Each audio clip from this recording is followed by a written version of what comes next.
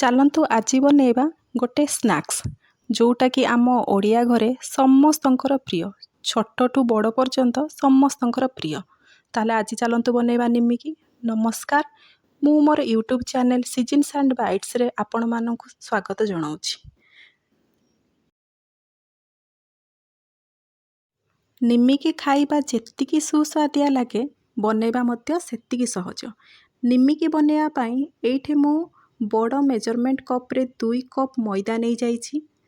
ତା ସହ 1 ଟିସ୍ପୁନ୍ କଳା ଜିରା, ତାହା ସହ 1/2 ଟିସ୍ପୁନ୍ ଜୁଆଣିକୁ ହାତରେ ଭଲସେ ରଗଡ଼ିକି ପକାଇଛି। ହାତରେ ରଗଡ଼ି ଦେଲେ ତାର ଫ୍ଲେଭରଟି ଆମର ନିମିକିରେ ଭଲ ଆସିବ। ନିମିକି ଖାଇଲା ବେଳେ ଯେତିକି ବାସିବ ତା ସହ ଟେଷ୍ଟ ମଧ୍ୟ।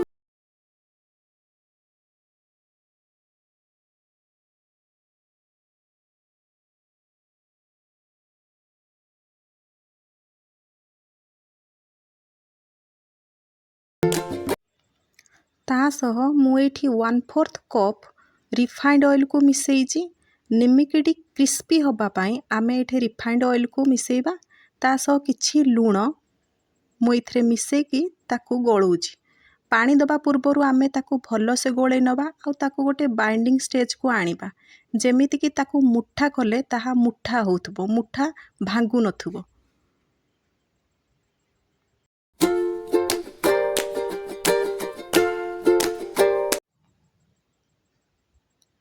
ଏଇଠି ଦେଖନ୍ତୁ ମୁଁ ଗୋଳେଇକି ତାକୁ ଗୋଟେ ବାଇଣ୍ଡିଂ ଷ୍ଟେଜ୍କୁ ଆଣିଛି। ତାକୁ ମୁଠା କଲେ ଦେଖନ୍ତୁ, ଏବେ ମୁଁ ମୁଠା କଲେ ସେଇଟା କେମିତି ମୁଠା ହେଇଯାଉଛି ଓ ତାହା ଭାଙ୍ଗିବନି।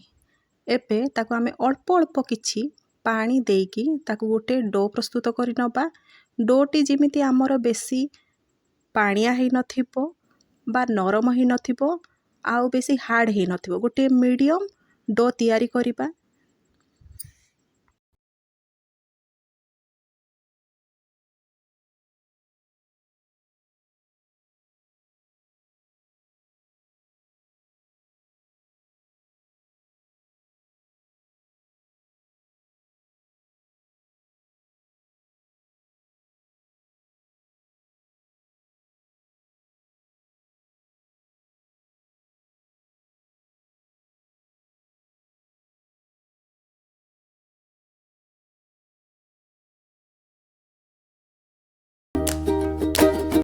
ଡୋଟି ଉପରୁ ଡ୍ରାଏ ନ ହେବା ପାଇଁ ମୁଁ ଏଥିରେ ହାତରେ କିଛି ତେଲ ମାରିକି ଡୋର ଚାରିପଟକୁ ମାରି ଦେଉଛି ଓ ତାକୁ 15 ମିନିଟ୍ ଏବେ ରେଷ୍ଟ ପାଇଁ ରଖିଦେବା। ଦେଖନ୍ତୁ 15 ମିନିଟ୍ ପରେ ତାକୁ ଅଳ୍ପ କିଛି ସମୟ ଆମେ ତାକୁ ଦଳିବା ଏବଂ ତାକୁ କାଟିକି ମୁଁ 4ଟା ଗୋଳା କରି ନେଇଛି।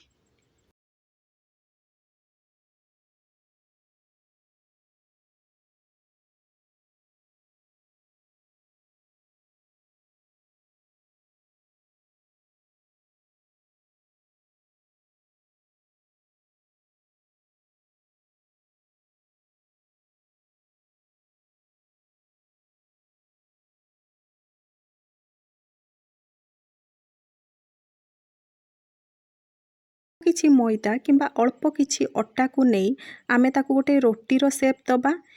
ରୁଟି କଲାବେଳେ ଯେମିତି ଦେଖିବା ଆମେ ତାକୁ ପତଳା ରଖିବା, ବେଶୀ ପତଳା ରଖିବାନି କିମ୍ବା ବେଶୀ ମୋଟା ରଖିବା ନାହିଁ। ରୁଟିଟି ଆମର ପ୍ରସ୍ତୁତ ହୋଇସାରିଲା ପରେ ଆମେ ତାକୁ ନିମିକି ସେପ୍ ଦେବା ପାଇଁ ମୁଁ ପ୍ରଥମେ ତାକୁ ଏହିପରି ଭାବରେ କାଟି ନେଇଛି। ଆପଣ ଚାହିଁଲେ ତାକୁ ଅଳ୍ପ ଅଳ୍ପ ଛୋଟ ଛୋଟ ମଧ୍ୟ କାଟିପାରିବେ।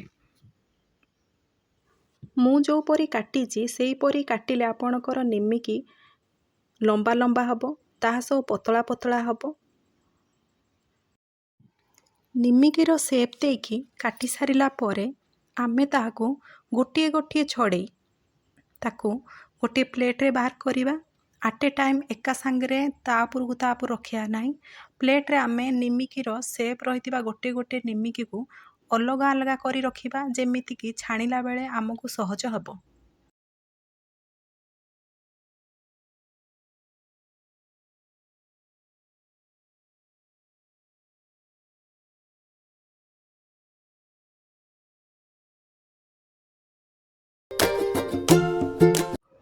ଏବେ ତେଲ କଡ଼େଇକୁ ଗରମ କରି ମୁଁ ଗୋଟିଏ ଗୋଟିଏ ନିମିକିକୁ ସେଇଥିରେ ପକାଉଛି। आट ए टाइम एका सांगरे पकेइबेनी, ता द्वारा निमिकीर सेप खराब होइजिवो, ता सह निमिकी गुड़ाक परस्पर लागि जाई पारंती। सेइथिपाई गोटिए गोटिए पकेइबे, नहले निमिकी गुड़ाक जदि आपण आट ए टाइम पकेइदेबे निमिकी गुड़ाक मोड़ी ही जाई पारे बा सेगुड़ाक लागि जाई पारंती। निमिकी गुड़िक आमे गोल्डन ब्राउन हबा पर्यंत आमे ताकू छाणीबा।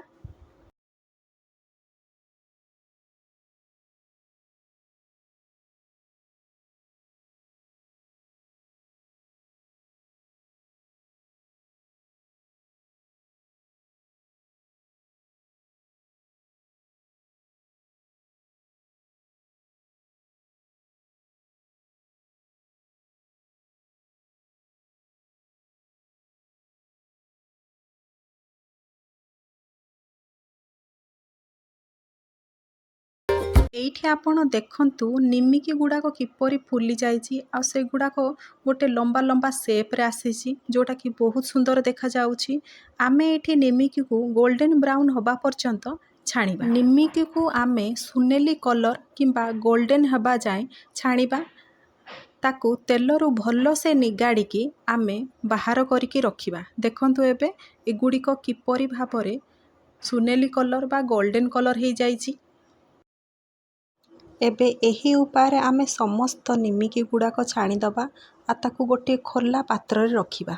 निमिकी गुड़िक ठंडा हो गला परे ताकू आमे गोटे एयर टाइट कंटेनर किंबा एयर टाइट जार रे रखिबा, जो द्वारा कि आमे ताकू मास मास धरी रखि पारिबा।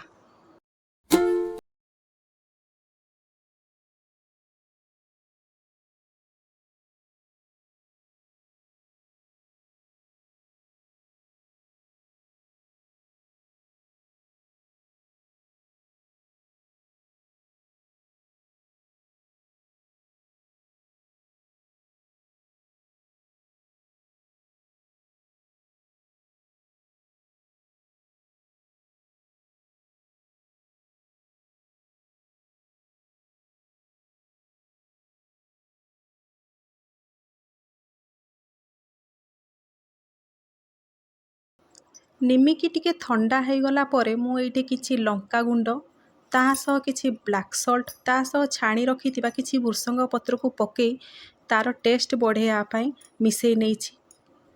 एबे प्रस्तुत हो गला आमर निमिकी। भिडियोटी की संपूर्ण देखिथिबा जोगु आपनकु धन्यवाद। भिडियोटी भल लागिले लाइक शेयर सब्सक्राइब निहाती करिवे।